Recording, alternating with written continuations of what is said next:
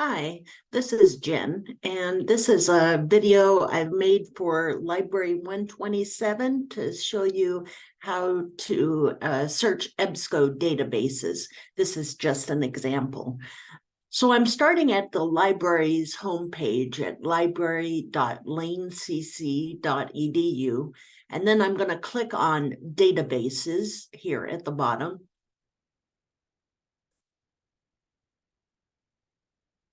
I'm going to use the EBSCO search blank on the yellow background in the middle of the page.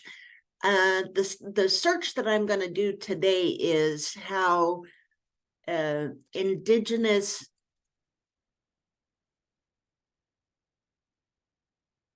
peoples used fire as a land management tool.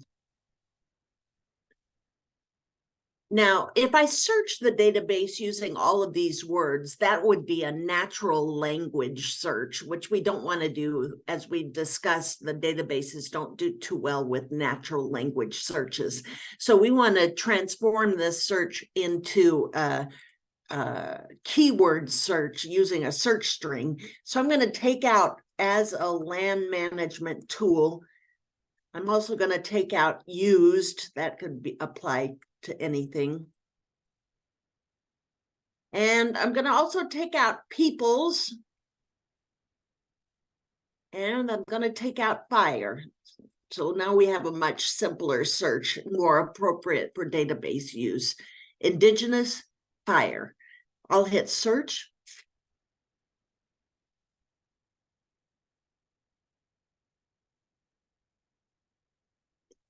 And these aren't bad results. These would work pretty good, but there's only 8,000 hits on this.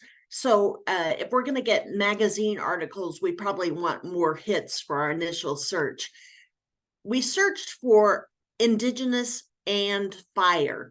We could also search it this way, indigenous and fire, and that is the same as performing the search indigenous fire in one blank.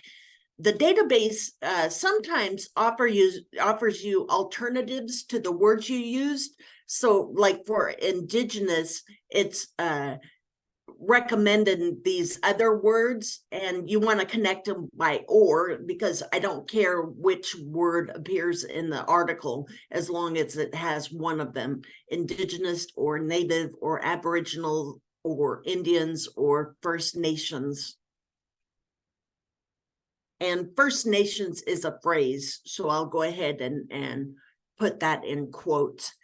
Another thing that I noticed when I was going through my initial list of results is that the word fire appears in subject headings for some of the better articles. So I decided to change my search a little bit, and I'm going to search for fire in the subject headings. So now I'm saying that the word indigenous or native or aboriginal or Indians or First Nations can be in the abstract or the title or the subject or the title of the magazine or journal. And then I'm saying that the word fire has to appear in the subjects of the articles that come up. Like this would come up because it has the word fire management. So I'll hit search.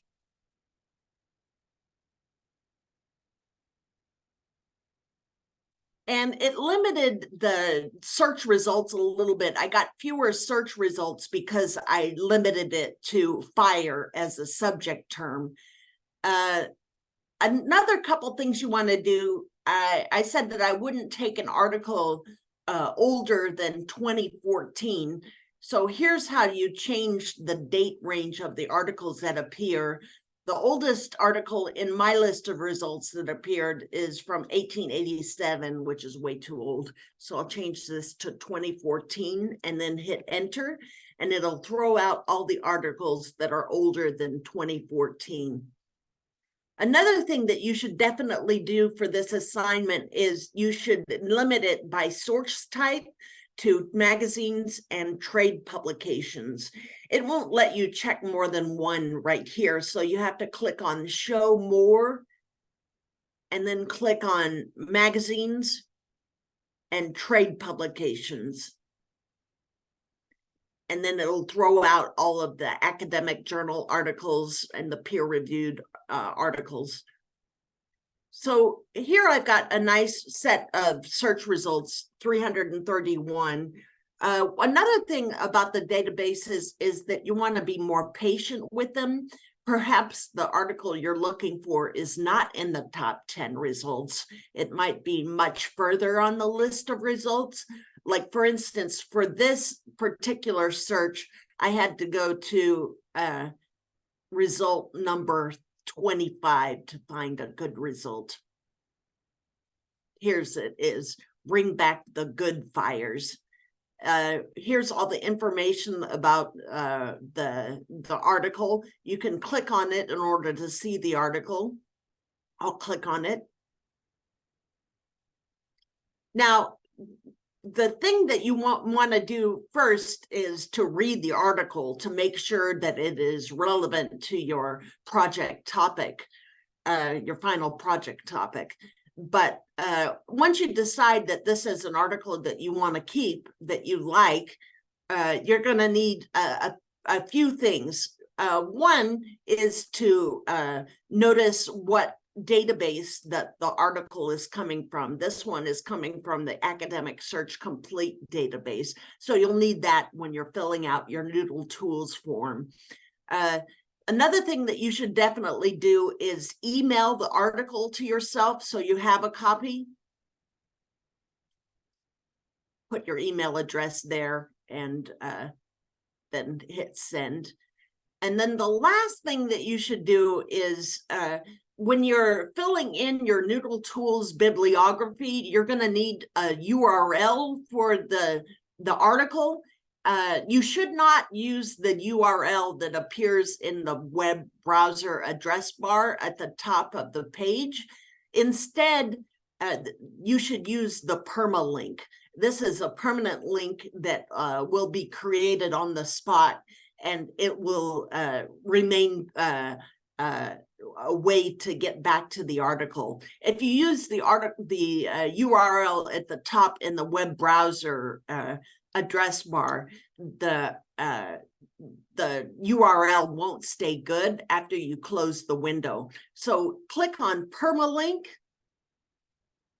and then the permalink will appear before the title of the article. Here it is in green. You'll need to copy that and paste it into the URL blank when you're doing Noodle Tools.